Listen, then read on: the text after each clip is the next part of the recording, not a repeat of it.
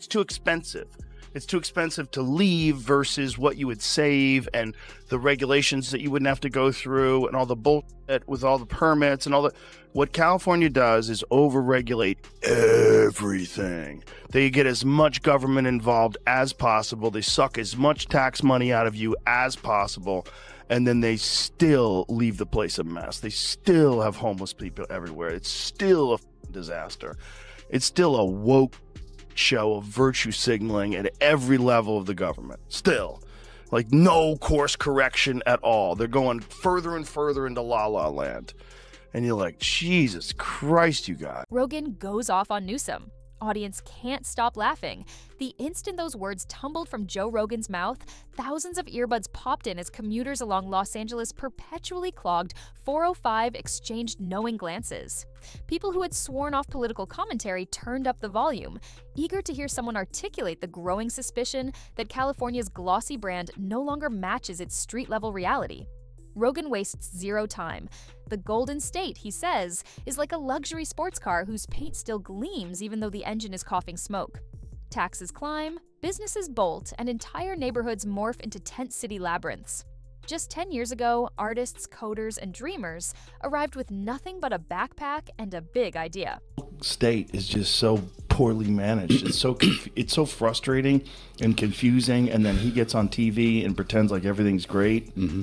And California's the best. We have the best state. We have the most amazing economy. And like, you're out of your mind, dude. You've ruined this state. Like, personally ruined it. Now, according to Rogan, they leave with the same backpack plus an impossible rent bill and a fresh dose of cynicism. He jokes that the state bird should be a moving van, and the audience erupts because it's funny and heartbreakingly true. He cites a recent census update showing 75,000 Californians leaving last quarter, an exodus even laughter can't disguise. Rogan pivots to the pandemic, calling it the great X-ray that exposed Gavin Newsom's leadership flaws down to the last hairline fracture. He recalls barbershops taped shut, playground swings zip-tied, and parents juggling laptops, toddlers, and unstable Wi-Fi, while officials on Twitter boasted about following the science. Meanwhile, a photographer's telephoto lens captured Newsom at the French Laundry, maskless among lobbyists, swirling a glass of Chardonnay pricier than many Californians' rent checks. Rogan dubs the snapshot the Mona Lisa of hypocrisy, and the studio roars. He backs the punchline with numbers: a 40% spike in small business bankruptcies and the worst school test score decline in modern state history. The laughter curdles into groans when he reminds listeners that children in low-income districts spent nearly a year learning fractions through flickering smartphone screens while playground grass grew waist-high. He drives the lesson home by reading a letter from a single mother in Stockton whose daughter developed anxiety after 18 months without in-person schooling. The letter is polite, almost formal, yet the agony in the syntax slams harder than any punchline. Rogan pauses, lets the words hang, and whispers that leadership means standing in the mud with the people you represent, not hovering above them in a bubble of donor dinners. Wildfire season provides the next flashpoint. Rogan cues a 2024 clip of Newsom standing before smoking redwoods, smiling and bobbing his shoulders while promising innovative land use solutions. Rogan freezes the frame, zooms on the upbeat shrug, rewinds, then plays the wiggle at quarter speed. That's not leadership, he deadpans. That's a PowerPoint transition. The crowd howls, yet he refuses to let comedy obscure tragedy. 2 million acres burned that year, entire towns like Paradise and Greenville reduced to ash and outlines, and insurance companies bolting faster than residents. Reports, still unverified, circulated that hedge fund scouts called displaced homeowners within 72 hours, offering pennies for land. Rogan stresses it's rumor, but the mere possibility is gasoline on public anger, and laughter turns into a low, furious murmur. He then contrasts Newsom's cheerful posture with Governor Arnold Schwarzenegger's 2007 wildfire briefings. No one who is alive today had ever experienced a true pandemic.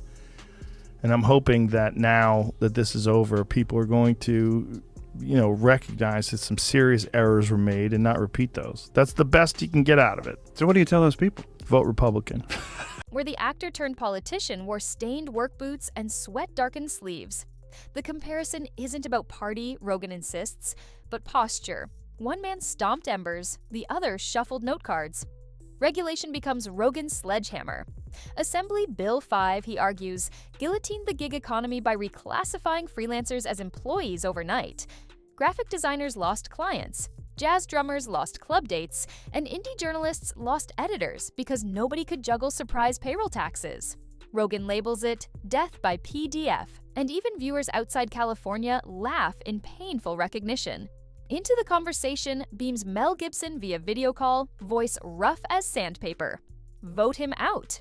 Gibson recounts an indie film forced to abandon Los Angeles after labor compliance costs ballooned 30%. Rogan then spotlights the flashy $20 fast food wage, explaining how legacy taco stands closed, not because patrons stopped craving carnitas, but because margins evaporated faster than hot sauce on asphalt. He caps the segment by citing a Bureau of Labor Statistics chart showing freelance income down 23% statewide, while administrative compliance costs ballooned. Gibson sighs and admits he's scouting sets in New Mexico, an admission that lands like a gut punch to anyone who thought Hollywood loyalty was immovable. Law and Order chaos enters next. Rogan replays footage of 2023 ICE demonstrations that began as candlelight vigils and morphed into smash-and-grab sprees once the sun dipped behind the skyline. Squad cars idled just out of frame, hamstrung by directives that sometimes change twice an hour.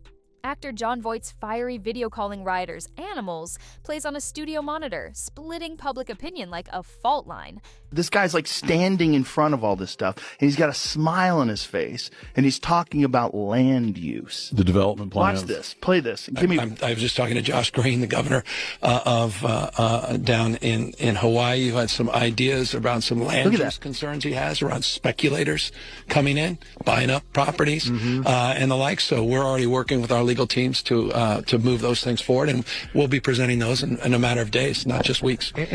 With a big smile on his face. Look at the little wiggle he does with his shoulders. Speculator, watch this. Talking to Josh. Look at this. Look at this little wiggle. It's excited about the possibilities of speculators coming in. And he's saying we're move forward. We're going to move forward on that. These people lost their homes. Rogan admits Voight's wording scorched ears, but insists that refusing to label violence is not compassion. It is denial. He argues that Newsom's team, eager to court activist approval, delayed curfews and muddied enforcement guidelines, leaving store owners holding plywood instead of insurance policies, and residents checking neighborhood apps to decide whether it was safe to walk the dog after sunset. Rogan reinforces the seriousness with hard data. Property crime complaints rose 18% in Los Angeles that month, yet prosecution rates dropped into single digits. He wonders aloud how a civil society survives when accountability becomes optional. The unemployment fraud scandal follows, and Rogan brandishes a 2025 audit summary like Exhibit A. $32 billion evaporated into bogus claims. Some routed to prisoners, others traced to cybercriminal rings operating out of dingy cafes an ocean away. He christens the debacle Grand Theft Governance, a line that sparks uneasy chuckles until he explains how payroll taxes quietly spiked to refill the coffers. A bakery owner in the audience stands, voice cracking, "That hike cost me 2 employees." Rogan thanks her for live testimony, then adds that rampant unemployment fraud coincided with widespread homelessness, creating the surreal image of camp-lined sidewalks outside office towers filled with well-paid remote workers who rarely venture downstairs. He adds a grim epilogue. The same audit estimates the fraud bill will haunt honest employers for a decade through incremental surcharge renewals. And Karen Bass have already proven their incompetence and poor leadership during the Los Angeles wildfires. Now, as we experience rampant lawlessness and civil unrest, it's never been more clear they're unable to respond effectively and responsibly during calamity. Whether it's sheer incompetence or outright malevolence, the reality is stark. California's in a state of turmoil, and I ask my fellow Angelenos, why are Gavin Newsom and Karen Bass still in office? The bakery owner's shoulders slump, and for a moment the show feels less like entertainment than a town hall meeting taped at comedy speed. Presidential whispers deliver Rogan's comedic crescendo. Think tank essays and glossy magazine covers float Newsom as a 2028 Democratic frontrunner, branding him a charismatic technocrat. Rogan mock gags, wipes imaginary tears and fires. If your flagship store is bleeding customers, corporate doesn't promote you to CEO. He rattles off figures. 500,000 residents left between 2020 and 2024, taking $35 billion in taxable income with them, while U-Haul demand soared so high, the company imported trucks from neighboring states. Rogue donors on the coasts may admire Newsom's hair, Rogan quips, but voters in the valleys admire grocery prices, and those numbers don't lie. To prove his point, Rogan cites moving company analytics showing Sacramento ranking first in outbound truck rentals 3 years running, a statistic so bleak it almost sounds like satire. The audience laughs, then groans, then laughs again because the absurdity is indistinguishable from reality. Yet Rogan refuses to finish on doom. He spotlights pockets of hope. Fresno veterans housed in repurposed shipping containers powered by rooftop solar, a Bakersfield program coupling addiction counseling with paid carpentry apprenticeships that has slashed relapse rates by 40%, and a Silicon Valley nonprofit refurbishing discarded laptops for rural classrooms so kids in Shasta can learn Python alongside peers in Palo Alto. He argues innovation still flowers whenever bureaucracy steps aside, proving California's creative DNA hasn't vanished, it's merely fenced in. Rogan urges lawmakers to slash redundant zoning codes, legalize modular housing, and roll out a regulatory sandbox that lets entrepreneurs test bold ideas before red tape strangles them. He closes the optimism segment by challenging tech titans who fled to Austin to fund microgrids in their abandoned hometown blocks. "Don't tweet nostalgia," he says. "Wire it with fiber and make it worth coming back." The idea earns a smattering of applause and a quiet buzz of possibility. Rogan closes with a memory.